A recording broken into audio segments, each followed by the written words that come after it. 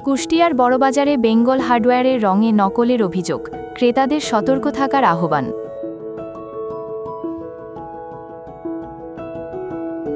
কুষ্টিয়া শহরের বড়বাজার এলাকার বেঙ্গল হার্ডওয়্যারে বিক্রিত রঙের মধ্যে নকল পণ্যের অভিযোগ উঠেছে। এটার শিল সন্দেহজনক ও অনুমোদনহীন।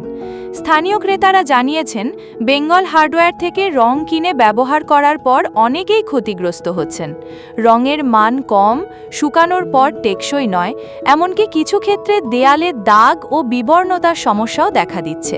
বিশেষজ্ঞরা বলছেন, বিএসটিআই অনুমোদিত শিল ছাড়া কোনো রং কেনা বিপজ্জনক। এসব নকল রঙে স্বাস্থ্যের ক্ষতি ও স্থাপনার স্থায়িত্বহানি ঘটতে পারে। এদিকে ক্রেতা ও সাধারণ নাগরিকদের উদ্দেশ্যে অনুরোধ জানানো হয়েছে, রং কেনার সময় অবশ্যই বিএসটিআই অনুমোদিত শিল দেখে কিনুন। সন্দেহজনক বা অনুমোদনবিহীন পণ্য সম্পর্কে স্থানীয় প্রশাসন বা ভোক্তা অধিদপ্তরে অভিযোগ করুন। ভোক্তা সুরক্ষা কর্মকর্তারা ইতিমধ্যেই বিষয়টি খতিয়ে দেখার আশ্বাস দিয়েছেন। চলুন সবাই সচেতন হই, নকল রঙের প্রতারণা থেকে নিজেদের বাঁচাই।